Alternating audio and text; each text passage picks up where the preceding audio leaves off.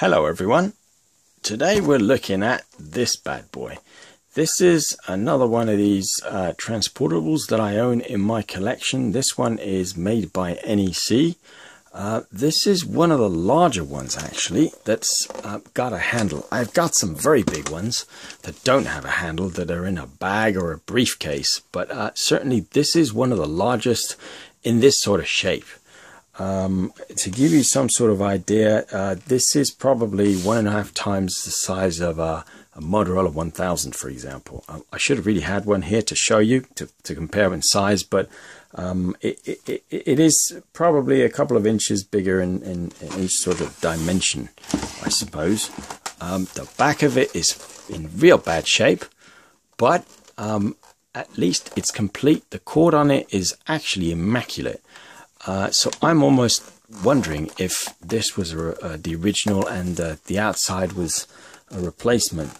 Certainly on here, the connector is a little wobbly on there on the inside. It's got a rubber cover for some more accessories to be connected there. I'm not sure what accessories, but I guess maybe a car of some sort, extension it says. Could be an extension handset. I'm not too sure. This antenna is real sturdy, and I'll show you how they mounted that, because there is a gap there. I'll show you how they mounted that in a second, but to give you some sort of idea, this probably weighs about 5 or 6 kilos. This is quite a chunky handset. So I don't actually have the power unit for it. Well, I do, but I haven't found it yet.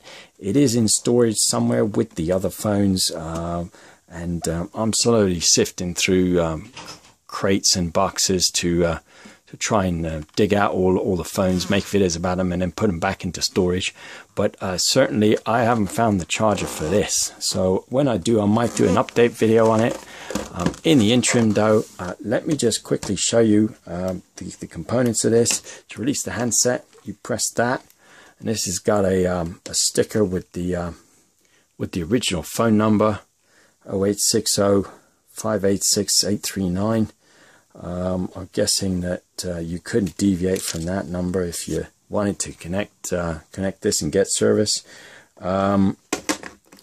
What's interesting to note though is that this is also a modular phone, and I'll show you that real quick. This obviously houses the battery, which incidentally isn't a standard battery like this. A lot of my phones this sort of shape take this kind of battery. In fact, this form factor battery. This NEC is one of the few that doesn't. So let me quickly undo this screw here, and I'll show you the insides of this real quick, just so you get an idea of what. So we've undone the screw. Let me move this guy out the way. We've undone the screw on this, and basically that comes apart like so, and you just give that a little tug, and out the phone comes. I'm gradually damaging my own display here, but I guess that won't stand up, will it? No. So this is the phone part of it, and what's interesting is if you see there's a little kink there, that is actually how it was manufactured. Strangely, it's to make that screw fit in, which is the screw that held it all in, and the antenna is mounted on this little, I don't know what you would call it, this little bar with a hole in there, and obviously the RF comes in. That interfaces with the with this unit here, like so. Just on there, the power is the top white connector, and that's about it really. There ain't actually that big a heatsink on these. It's just a tiny one at the bottom. So I'm guessing this was a much more efficient phone. Looking in here, and this does weigh a couple of kilos as well. If you undo this screw, you get to the battery.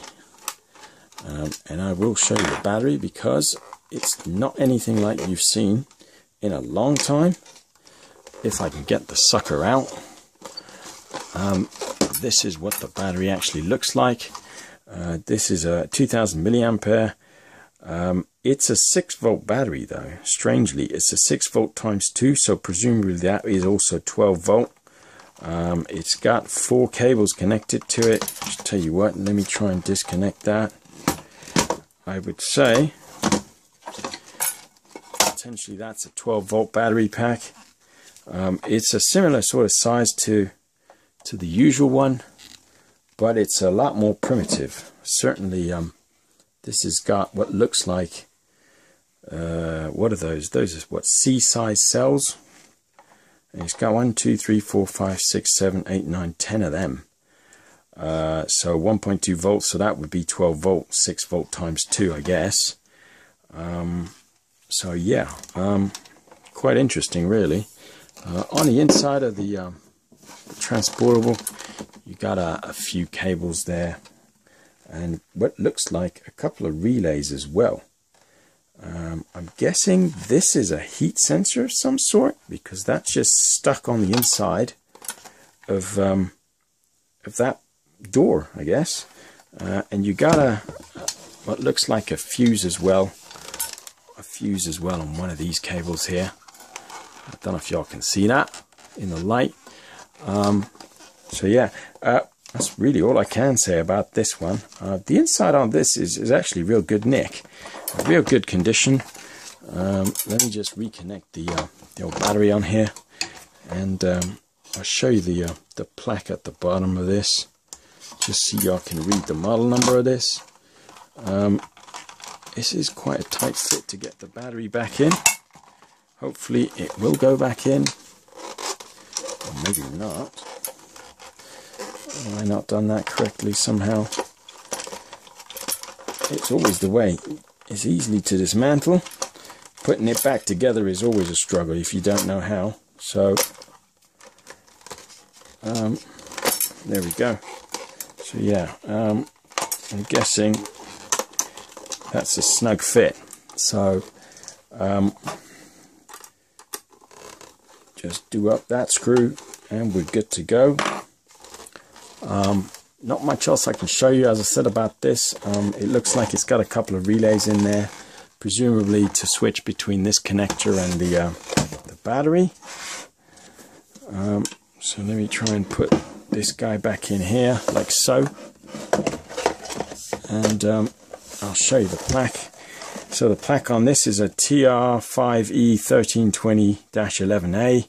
A lot of these phones at the time had the number 1320 in it because it meant that they were ETACS compatible.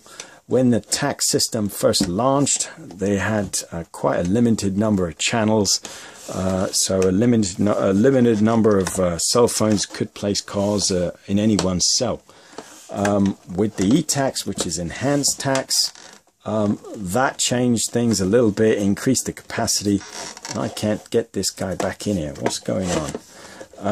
It increased the capacity with ETACS, and basically they increased capacity, and most of the handset this sort of era did have a reference to 1320 because that's the amount of channels or spectrum they had at the time. So quickly do up this little screw up here, and we should be good to go to wrap this one up. This is a tough little sucker, so, but yeah, neat little phone. I will try and do an update video to try and power this up, because certainly the buttons don't look rubbed off at all. I don't think this has had a bad life at all, so worth noting anyway. When I get a chance, I'll try and do an update video on this. So please check out some of the other videos that I have on here, and if y'all got any questions, I'm no expert, but I do have a fairly sizable collection, so if I can help y'all in any way, drop me a comment, and give me a thumbs up as well, and don't forget to subscribe. Thanks for watching.